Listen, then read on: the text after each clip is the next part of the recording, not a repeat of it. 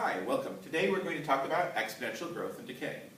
And this should be something you've seen before, so rather than make definitions first and formulas, we will do an example. But before we do, the formula, now that I said we weren't going to do it, let's do it. The basic formula we're talking about is the amount at time t is going to be an initial amount times e to the either plus or minus some constant times t.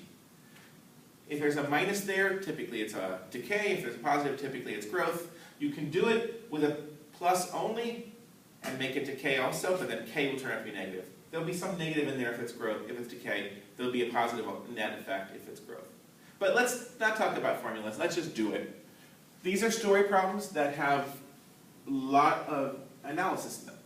So here's our example. Suppose we have 30 grams of our element. Right now, in 12 minutes, we're going to have 18 grams.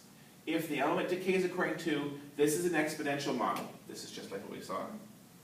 Find k and y0, find the half-life, find the amount in 1 hour, and find how long it will be until we have 10 grams. So if you've done these before, and you have an idea what to do, try it out. I'll give you a couple seconds. Okay. So first, we want to find k and y0. These, you can't really go any farther until you have these. Now there is a quick way to find y0, but let's actually go through what we know. We have 30 grams now, and this is our formula. The amount at time t is equal to all of this. So what's the amount at time 0?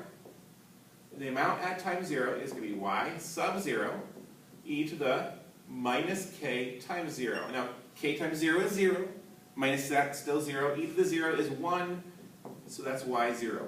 And we know we have 30.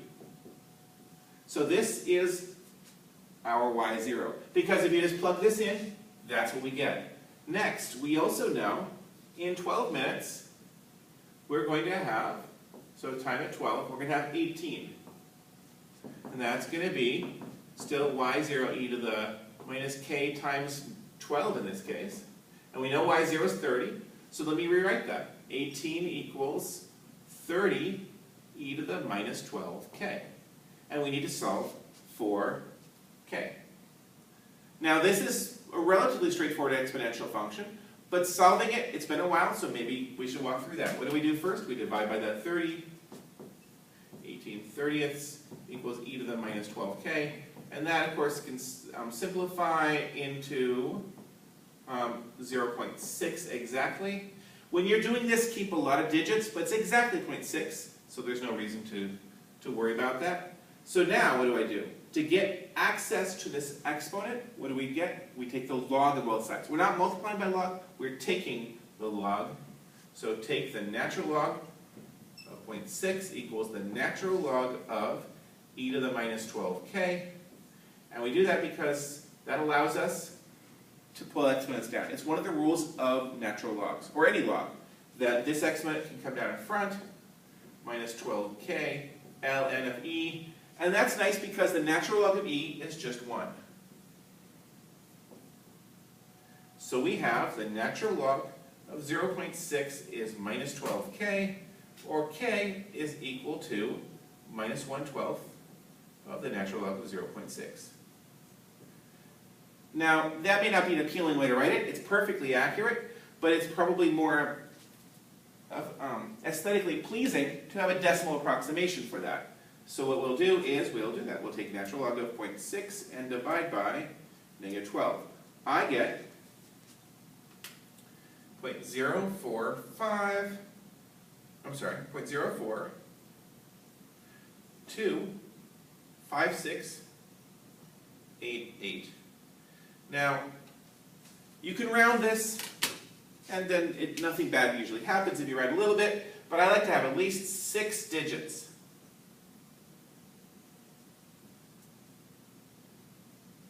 Just because then you're not going to have any issues with rounding. So what was the first question? The first question was, what is k? What is y0? Well, there's k, right there. And there's y0. It's important to let people know you found them, and we're done. What about the half-life? What about the half-life? Well, the half-life is the time it takes till you have half left. We started at 30, so what we're really asking is, when Well, we only have 15 left.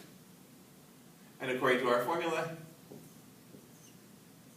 we have k times t. K we know, 0.0425688 t. Now this is very much like this equation, except the thing we're not knowing is t instead of k. So solving it's going to be very similar. We divide by the 30. I'm not going to repeat that. It's just the same thing. Take the natural log.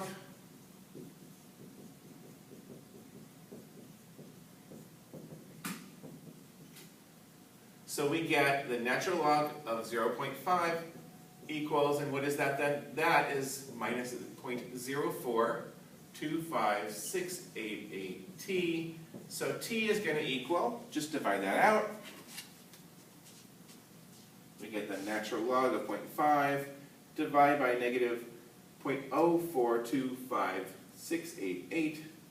I get 16.282986. I said we would need a lot of digits, but truthfully, in final answers, you have to bear in mind how many digits do we want. What is this? T is time. K was a constant, and we want to have a useful number of digits there. T, however, is an answer in terms of time. What are our units of time? They're minutes. So what's a useful way to write minutes? That many minutes? Probably not. So what we can say is that's 16 minutes. And what is that? 0.28. 0.28298 6 times 60, and 16.9, say, seconds. Or you could say 16.28 minutes. We're done with that one. That's the half-life. There is a formula for half-life. It says it's something over the natural log of 2, but you know what? This works just as well. What about the next one, though? How much will we have in 1 hour? In 1 hour, we want the y of 1 equals y0 e to the k times t, because 1 for 1 hour. And then you plug this in, and you get an answer that doesn't make any sense, because it's wrong. Because, hopefully you can see the mistake, it's 1 hour. Time is important. Keeping track of your units is important. As long as you're consistent, we won't run into troubles. This problem has always been in terms of minutes. The k we found is in terms of minutes. So if I say hour, the right thing to do is not to put 1 for hour, but 60 minutes. And then if you do that, you just multiply this through. Let me see what I get. I get 30 e to the quantity minus 0.0425688 times 60. It's not going to be very big. I get 2.33280. And again, this is an answer, so the number of digits we need depends on the units and things involved. How much? The 30 was in grams. All of this is in grams. So, and notice there are no decimals on those, so I'd say this is 2.33 grams. That's our answer for that one. This is really how these problems work out most of the time. There can be more complicated ones, but essentially, this is how they work.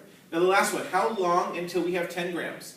Well, in this case, we know we end up with 10 grams. It's going to be very much like this one, except we have 10 over here.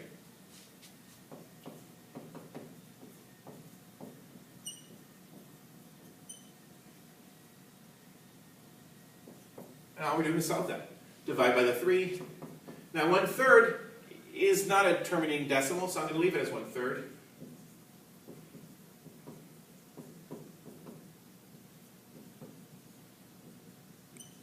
So we get the natural log of 1/3 is that thing. So then, what's the natural log of 1/3? Well, ultimately divide out, we get that t is going to be natural log of 1/3 divided by minus 0.0425688. So the natural log of 1/3 divided by 0.0425688 and I get 25.80 ... And this again is in minutes, so 25 minutes. And then the rest of it, 48 seconds basically. And what do we have? That's how long until there are 10 left. Exponential decay is a very well-regulated thing. Now, what about exponential growth? How is that going to be different? Exponential growth is going to be the same, but no minus. And of course, the numbers get bigger as you go along instead of smaller. There are more complicated things like logistic growth, but as long as you follow the same kinds of procedures, carefully mapping out, they work out pretty much the same as well. Until next time, this is Dr. Judd.